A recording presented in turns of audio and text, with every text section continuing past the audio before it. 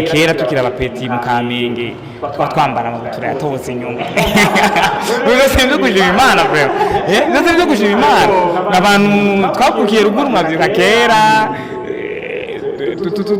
tunyonga ibigurudumu ibintu nyene bene ibyo mugabo n'umunsi usanga ugendera mu modoka ibyo byo gushima Imana urazi yuko uranyibwije aka ariko ugeze ku mundi mwanya uzi yuko ushobora kwambara ipantaro nziza unakona ko ijambo ryo gushima Imana ego ijambo ryo gushima Imana umwana w'imyaka 2 kera nta mpuzu yambara umwana agenda kwambara impuzu akwije imyaka 4 nahone bacamuha umupira gusa umwana w'imyaka 2 mbayambara impuzu bazitaguteza je sinavuga Bujumbura si mbamwambika imbaye bakita kabindo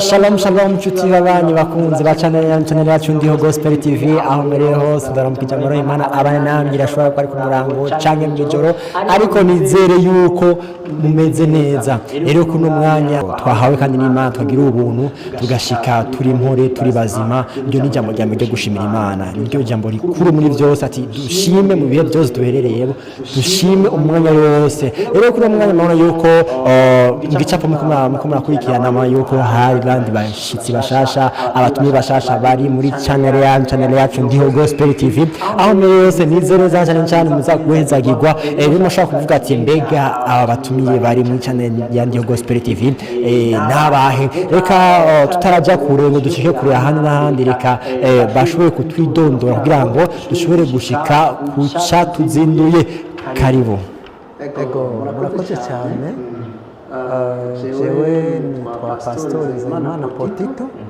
dusanzwe turongoye ishengero ry'abagenzi hano mu Kamesa rero tukaba tubahaye ikaze muri iki kiganiro Imana duteguriye kugira ngo ikaze cyane turabaye kandi ikaze mu channel yacu ndiho Gospel TV ku rundi ruhande turafise uwundi mutumire arashobora kutwibwira amazina nitwa Nahayo Esron ego hama sanzwe ndi umurongozi mu ishengero ry'abagenzi ego nkabasanga kandi umushipa model umurwanje Elson turaguhaye kaze mu channel yacu ndiho Gospel TV kaze murakoze cyane ego bacuti bakunze banyi bagenzi bandiho Gospel TV turashaka tuvuga ati turaramukije amaro Imana abane namwe rero mucyo tuzimisha kwimva ati mbega ikintu cyazinduye ndiho Gospel TV kuno mwanya n'abashitsi bashasha nigiki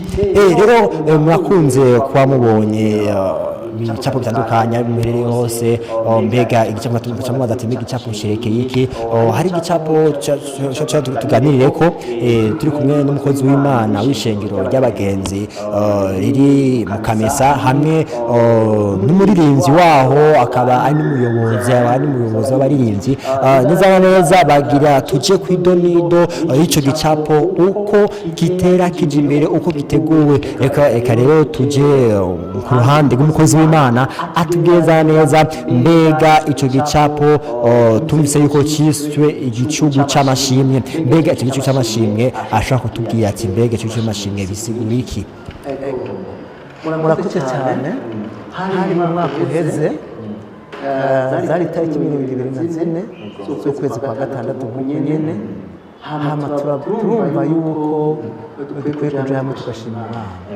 Imana niyerekwa Imana yaduhaye turabona yuko umuntu amaze ikiringo cy'amezi 6 ari muzima akwiye gushima Imana burya amezi 6 ni menshi cyane rero turavuga tuti tuzagutegura neza icyo twise igicucu cy'amashimwe tuzomara ijoro ryose duhimbaza Imana dutanga ishimwe ku Mana tuvuga iby'Imana yadukoreye mu miryango yacu tuvuga iby'Imana yadukoreye mu ishengero ryacu tuvuga iby'Imana yadukoreye mu gihugu cyacu cy'u Burundi tuvuga iby'Imana yadukoreye izo bari ijoro rero turatanga ishimwe ku Mana mu buryo bwo guhimbaza Imana no kwitaza ego sinzana neza bavuze ati yuko ngo mu mezi atandatu mva ko atari iminsi mike ni igihe kirekire umaze kumenya mva ni igice kigabuye umwaka mva yuko atari byoroshe. Mbega mukozi w'Imana tutaraja kure uravuga ati mbega mu mezi atandatu habaye ikinyuma yacu kugira ngo mutegure icyo kintu muharure kuri ayo mezi atandatu. Igituma twari kuri amezi atandatu urabona yuko ari ijambo ry'Imana rivuga ngo nshobozwa byose n'uwo minkomezi. Urahavye ukwezi kumwe konyene kugira ngo ushobore kukurangiza ni Imana iba yagushoboje. Turetse ukwezi kose umunsi umwe wonyene kurangiza ni Imana iba yagushoboje. Tutavuze amezi atandatu harura nawe amezi atandatu ugwize n'iminsi 33 mu kwezi ucawumva iminsi Imana iba yarakuzigama. Rero turavuga ati none Imana twoyihiki twafata umwanya wo kuyihimbaza no kwitazira. Tuvuga tuti by'ukuri kuko Imana yadushoboje twohimbaza tugatanga ishimwe ku Mana tugatanga ikimazi cy'ishimwe ku Mana tukavuga ubukuru bw'Imana tukavuga ubushobozi bw'Imana. Mbere hamwe n'ibyo n'abanyamahanga abanyamahanga tuvuga abantu batarakira Yesu umwami n'umukiza bakazoba bahari nabo bakumva ubwo bukuru bw'Imana bakumva ubwo bubasha bw'Imana. Ni nayo mpamvu muri icyo gicuku cy'amashimwe twateguye ijambo rizoturongora muri icyo gikorwa riri muri Yesaya 62 ku murongo wa mbere kugeza 3 bivuga ngo ku bwa Yerusalemu sinzocereza no ku bwa Siyoni sinzoruhuka gushitsa agakiza kaho kazoserukira nk'umuco. Rero urumva twafite by'ukuri ni byiza yuko uko Imana yatuzigamye muri amezi atandatu twinjiye mu gice cya kabiri cy'undi mwaka Imana ibyongere tuzigame twaratanze ishimwe ku Mana.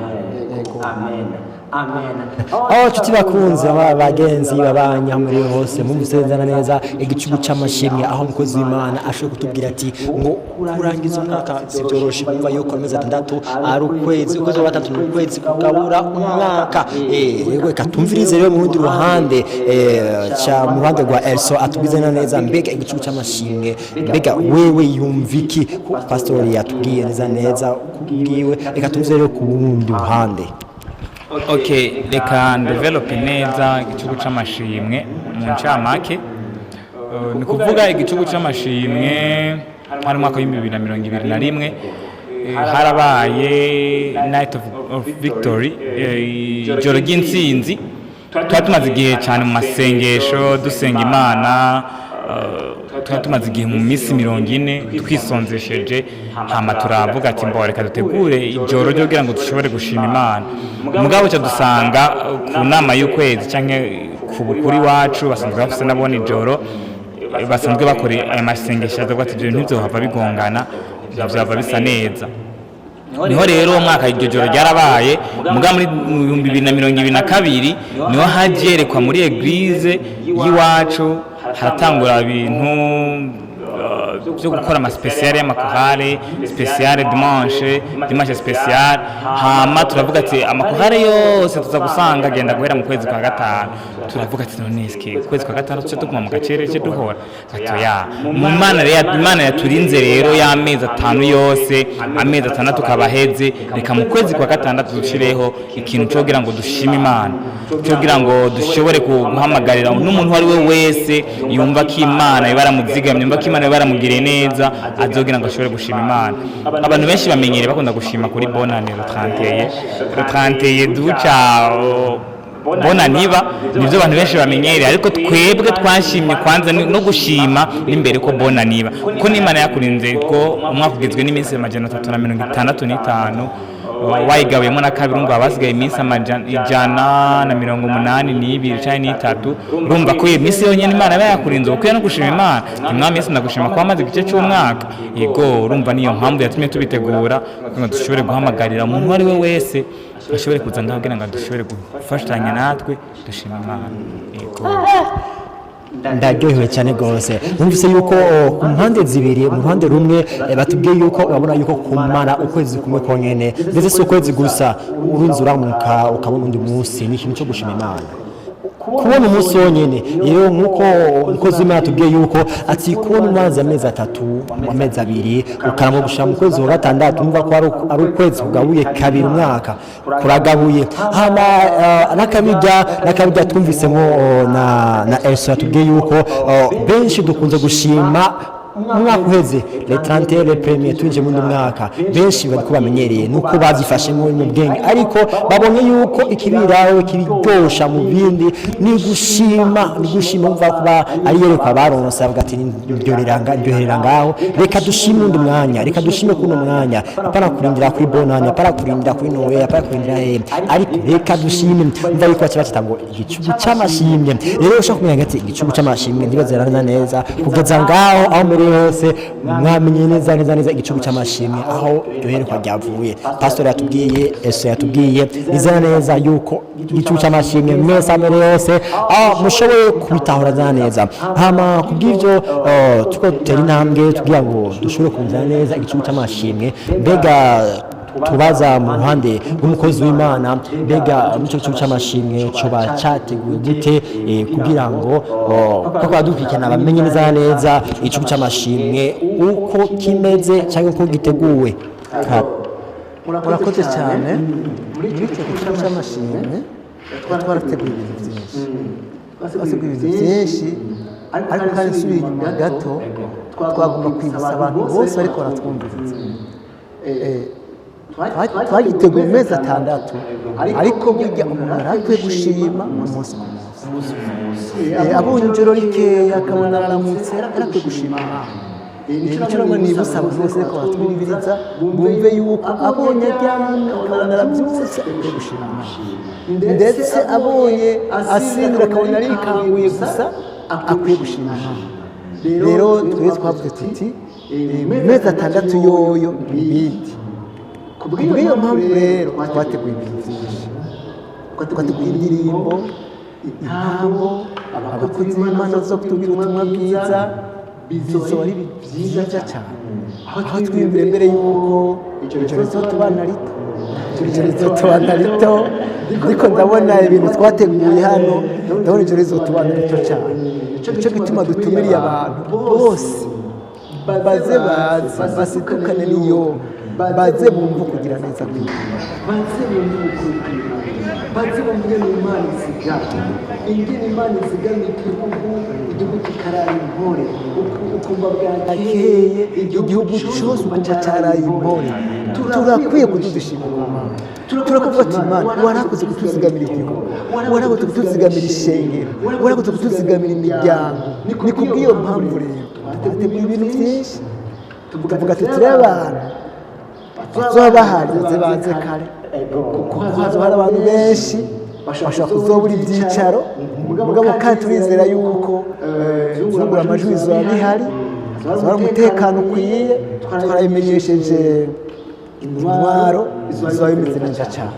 rero turahaye ikaze abantu benshi bari muri imicungararo bari hirya no hino abatwumva bose bashobora kudukurikirana kuri kino kiganiro turabahaye ikaze cyane twateguye ibintu byinshi ariko byerekana cyane ubukuru bw'Imana byerekana cyane ukugira neza kw'Imana rero baze bakwiranira muri iryo joro tuba ari ijoro ridasanzwe mu by'ukuri hano mu Kamesa ego ku ruhande nk'uko watubwiye yuko hari umukozi w'Imana mwatumiye mbega umukozi w'Imana kuri umukozi w'Imana ushobora kutubwira ku ruhande rw'umukozi w'Imana wahe mwashoboye gutumira twaratumiye umukozi w'Imana yitwa Nikwikwe umukozi w'Imana bagira ngo baramunsi nawe nyine ava ku ishengero ry'abagenzi mu Kamenge twaramutumiye mbere no mu mwaka uheze igihe twari twakoze igicugu cy'amashimwe nk'uko nyine twari twatumiye niwe twashimye gutumira kandi rero abatamuzi twaramusize kuri afishe bashobora kuzomubona niwe azoza kwigisha neza irya jambo twatoye rizoturongora muri kiriya gicugu cy'amashimwe yego murakoze cyane. ku ruhande rw'umurongozi cyangwa tuvuga ati umuyobozi w'abaririmbyi ashaka kutubwira nawe nyine mbega igiciro cy'amashimwe giteguye gute kugira ngo akadukira mu cyanya n'icyo Gospel TV mushobora kuzana neza uko biteguwe. Okay, mu bisanzwe ego birateguye neza cyane ntabwo mpava ndenzaho ku byo pasiteri yavuze. Hariho byinshi cyane twabateguriye, gusa icyo umuntu agomba kubibutsa ni kimwe, ni uko gusa Imana yaduhamagariye kuyihimbaza, ni uko mu by'Imana yaturemeye harimo igikorwa kimwe kandi ari deni ry'Imana tuyifitiye, ni kuyihimbaza kuko yaturemeye kugira ngo tuyihimbaze. Ni kuvuga yuko rero we muntu uzi icyo Imana yakuremeye, karibu duhimbazanye natwe, ushima Imana, uze twereke amashimwe Imana. Ibuka hari ibintu nyine byinshi umenga umuntu yoshima Imana. Ndibuka kera tukiri abapeti mu Kamenge twambara amabutura yatobotse inyuma bigasaba byo gushima Imana bro, bigasaba byo gushima Imana. Abantu twakukiye ruguru mwabyuka kera tunyonga ibigurudumu, ibintu nyine bene ibyo mugabo n'umunsi usanga ugendera mu modoka. Ibyo ni byo gushima Imana. Urazi yuko naje uranyibwije akantu ariko ubwize ku wundi mwanya uzi yuko ushobora kwambara ipantaro nziza ukabona ko ijambo ryo gushima Imana. Ego ijambo ryo gushima Imana kuko sinzi umuntu twame turayaga mu minsi heze acarambwira ati kera jewe sindi wa kera cyane, ariko yarambwira ati kera mu bisanzwe hari ukuntu ruguru ngo bakura gasanga ndetse navukiye ruguru umugabo ndabyumva, ni kuvuga asanga umwana w'imyaka 2 kera nta mpuzu yambara. Umwana yagenda kwambara impuzu akwije imyaka 4 nahone bacamuha umupira gusa. Umwana w'imyaka 2 mbayambara impuzu bazita guteza je sinavuga Bujumbura si mbamwambika bakita kabindo. Byose nyimbura umupapa nyimbura umumama, byose gira ahantu byiyumvire ubyibuke uze dushima Imana. Ni kuvuga yuko si ngombwa dutahumva twariyumviriye mbega kugira ngo umuntu ashime Imana. Mu myaka iheze muri Bibiliya batwereka Aburahamu Imana imusabye gushima Imana, yamusabye kugira ngo atange umwana wiwe. Ni kuvuga yuko muri no minsi Imana iko dusaba abana bacu, Imana iko dusaba ibindi bintu byatari tanga umwanya wawe gusa muze dushima Imana. Ni kuvuga n'icyo gituma twasizeho ijoro yo ku murango twobikora tugashimana mbwa mu kwitanga kugira ngo twereke Imana yuko tugomba kugira ngo tuyishimire neza by'ukuri. Twashimye kugira ngo natwe dutange itiro ryacu, dutange umwanya wacu w'ijoro, hama duhebe itiro ryacu tuze kugira ngo dushime Imana. Ego aranyakuje naje iryo jambo ryo gushima cyumva yuko umwana n'umunyene akashima Imana ndagushima Imana. Ego mbega ku ruhande gawe nk'umuyobozi w'abaririmbyi muri ishengero ry'abagenzi ryo mu Kamesa, mbega utubwira neza na neza ido yuko igikorwa giteguwe n'abatumiye ko twabonye mu afishe, utubwira neza mbega icyo gikorwa giteguye gute, kirimo abatumiye ameze gute, utubwira ko adukurikirana. Okay, nabivuze umwanya muremure no guhimbaza Imana kugira ngo dushime Imana, kuko iyo umuntu aririmbye abashakashatsi baravuga yuko umuntu abasenze kabiri muri ko gushima. Nje bituma nta ndirimbo vraiment ziri kure gushima Imana twasizemo, indirimbo zo gushima Imana gusa. Hama apare umwanya wo guhimbaza twebwe abazoa turi mu ishengero twaratumiye nini imigozo zo kudufasha guteramisha ishengero, guteramisha abantu kugira ngo bashobore kwifatikanya natwe guhimbaza Imana. Twaratumiye Hope Sound ya Kapera, murayimenyereye cyane murayizi. Ego twaratumiye Jimmy worship yitwa Jimmy, twaratumiye Forever Worship Team, twaratumiye His Boy n'abadansere b'abana, twaratumiye His Victory n'abadansere bakuze, twaratumiye kandi na GM Team, twaratumiye kandi na Glory of the Lord Team. Ego n'umuworship yitwa Elvis n'umuworship yitwa Fiston. Ego abo twashoboye gutumira kandi murahawe kaze. Hari n'indi migwi izova mu Kanyosha, ibindi migwi izova mu Kamenge. Il y a d'autres surprises. Il y a d'autres surprises. Vous savez yuko bwa nakandi kabijya ka surprise mbega watubwiye mbega ngo mugwi mbari w'abantu ba danser. Uzaka danser. Ego barimo abadanser sinashoboye gusigura neza abadanseri abaribo, His Boy naguze n'abadanseri b'abana ni kuvuga umuntu akunda abana bariko baratamba arahawe kaze, umuntu akunda abantu bakuze bariko baratamba arahawe kaze, ni kuvuga harimo nabo bose batamba danse moderne, batamba ama danse moderne, hama hariho kandi na danse traditionnelle. Ntabwo nashoboye kuvuga uwo mwuga. iyo danse yo gupera yitwa gute? Ntabwo nashoboye kuvuga. urumva yuko hari ibindi gufuri ngaho bashoboye kuvuga, none uvuze ngo ntabwo bashoboye kuvuga bisigura yuko Bisigura ko nabivuze hano ni ma surprise. no kandi no budanseri ubimenya Oya, ntazo wambwiye. yewe nanjye ndanseri ariko navyo wamenya. Nicyo gituma rero dutumiye umuntu akunda danse moderne, umuntu akunda danse traditionnelle, umuntu akunda amaslamu, umuntu akunda amadrama, bose barahawe kaze. Yego. ya nshuti bakunzi babanyi bagenza muri hose ndasobanura kuvuga yuko yashobora yuko uri mu mahanga atandukanye, ari mu ijoro, ari ku murango, tuvuge ino amasaha nuko nyene ameze mu Burundi, nuko nyene ko mubiza muri hose uca mubimenya amasaha aho duhereye, turi ku murango nuko badukurikirana. Turabashimiye cyane kandi turabakengukiye cyane. Aha twe turabandanya neza batubwiye mbega batumire bazoba turi kumwe nabo, batubwiye donido igicugu c'amashimwe uko gitegura aho cyavuye, yo revelation yajiva rero neza ariko hevyo batatubwiye mbega kugira tuzoshika ahantu bizotugendera gute.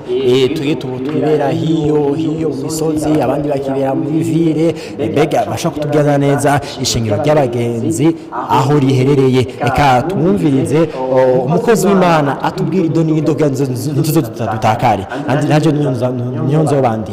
Ego murakoze cyane neza ku bantu batahazi zoza bazanye muri ville bashobora gufata bisi ya Musaga cyangwa bisi ya Kasasa.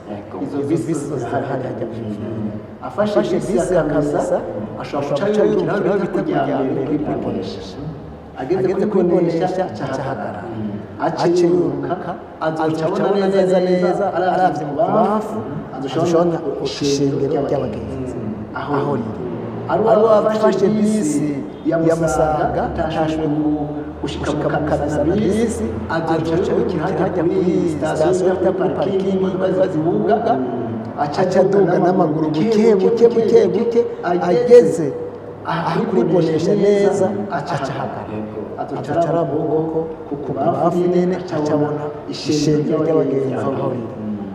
Ari nk'abazoza bavuye mu Kanyosha, Kinindo, Kibenga ushaka kudugana barabajya Kisesere, bakaduga bageze kuri parking baca batera baduga buke akabarabara k'ivu bakaduga buke cyane bakaduga kaburimbi yose bageze aho twa kuri Bonesha bace bahagarara cyangwa mu bafu bacibona ishengero ry'abagenzi. Birashoboka usanga imodoka hariya cyangwa murenganije ageze hariya ruguru bikamuka kwa hato arashobora gutelefona telefone 29 amajana 310 ubusa 6. Iyo ni WhatsApp. Arashobora gutelefona kuri limite, ashobora gutelefona kuri 65 ijana 67 amajana 555. Iyo WhatsApp 310 060 cyane kuri limite 65 167 545 muri uwo mwanya w'icoromo ashobora inzira yuko muri hose muri ko muratahurirwa neza ku byerekeye adresse kugira ngo ntimuzotakare ntimuzozimire. Mwumvise inzira zitandukanye mushobora kugira ngo zibohereze gushika mwahumvise neza. Inzira yuko mwese tuba turi kumwe cyane rwose kandi ndaryohewe ku bwanyu. Ego hamaze neza batubwiye adresse ariko ntibatubwiye isango batubwira isango. Rero reka twegere kuri Elso atubwiza neza mbega Elso isango tubwiye neza bahe. Okay, isango ryari ni nyene rirahinduka itariki 23 z'ukwezi kwa gatandatu. Ego hageze aho gutangura witegure. Azoba ari saa 3 y'ijoro. Hama mwese ndabatumire muje mwambaye ama white aba white gusa, azoba ama white gusa, ama bring gusa. ego karibu ni kuva saa 3 gushika bukeye sizere z'agatondo ntituzoryama nta kuryama kabisa ko ari very special. ego nta kuryama nta gusinzira ego nshuti bakunzi bagenzi babanye aho muri hose manga atandukanye izera yuko muri ko murafashwa na kino kiganiro izareza idonido rimeze neza yuko aho muri hose turabashimiye mutibagiye aho muri hose gukurikirana kugira share subscribe aho muri hose reka tuko turaheraheza reka umukozi w'Imana agira icyo abwiye ashimira abakora dukurikirana. ego twagomba dushimire cyane abantu badukurikirana muri kino kiganiro cyacu na cyane ariko turategura igicuku cy'amashimwe dushimira abakora twumviriza bose tukavuga ati rero ashobora kumviriza abimenyesha abiha abandi kugira ngo tubone abantu benshi cyane basikana n'iyo kuza gushima ku by'Imana bakoreye ko twagiye tubona kenshi abantu gushima ntituzi gushima Imana kuko Imana ikora ibyiza byinshi ariko tukibagira gushima rero turabateka kugira ngo baze bahabe ari benshi cyane kandi turabashimiye cyane abasha kumviriza bose eka namwe turabashimiye muje gushimira kino kiganiro murakoze cyane. Ruhande bwa Elso ufise ibintu bibiri ushaka yuko duheraheza ko mbega ku banyamahanga bisigura yuko kubajya bose batarizera Yesu Kristo bataramenya neza ubuntu bwa Yesu Kristo yatanze wabwira iki kubereye ico gicuku c'amashimwe unaheraheza ko ubwiya akajambo kanyuma ko kadukurikirana mu channel International Gospel TV. Okay, abantu batarakira Yesu Kristo mu bwiza mu bugingo bwabo cambere bariko barahomba kuko muri Yesu hari umunyenga. Kigira kabiri nuko mwese ndabatumiye ndabisubiriyemo mwese muze nimuze muraba ubuntu bw'Imana nimuze muraba ingene Yesu agira neza mwumvirize ibishinga ntahe by'abantu aho Imana yadukuye naho Imana no munsi tugejeje kubera ko turi mu buntu bw'Imana hama ndazi ko hari benshi bazokwakira Yesu Kristo mu mwiza mu bugingo bwabo ivyo ndavyizeye ego ndavyizeye cyane hama akajambo ka nyuma nuko nkuko nyine pastor yabivuze gira like share comment hama bimenyesha abandi ndabinginze ndabasavye mubikore vraiment kugira ngo abantu tubona abantu benshi kandi ipfuza ko igicuku cy'amashimwe kitohera atamuntu turonsa kijijwe birababaje cyane kuko ni igikorwa kiruhije gisaba uburyo bwinshi gisaba umwanya mwinshi wo kwitanga ugasanga rero urabuze n'umuntu n'umwe akijijwe nico tuma ndiko ndabasaba rero kugira ngo mudufashe kugira ngo n'abatarakira Yesu Kristo nk'umwami n'umukiza mu bugingo bwabo bashobore kumwakira gira share birungikira abandi kugira ngo bashobore kuzoza muri ico gicuku cy'amashimwe bashobore kwakira Yesu Kristo nk'umwami n'umukiza mu bugingo bwabo umwami Yesu abahezagira. Amen. Nshuti bakunzi babanyi bagenzi ba channel International Gospel TV kino kiganiro igicuku cy'amashimwe aho turi kumwe n'abatumire aho turi kumwe n'umukozi w'Imana arongoye ishengero ry'abagenzi turi kumwe hamwe n'undi arongoye abaririmbyi kandi umuyobozi w'abaririmbyi rero kubw'ivyo nanzi nkane twa pastor channel International Gospel TV akorana n'ataramanya namwe turabashimye mu hose mutibagiye gusangiza abandi subscribe share comment wafashijwe ni byiza cyane rwose ndabambye mwese ndanabasezeye amahoro y'Imana abane namwe ndabakunda cyane bye.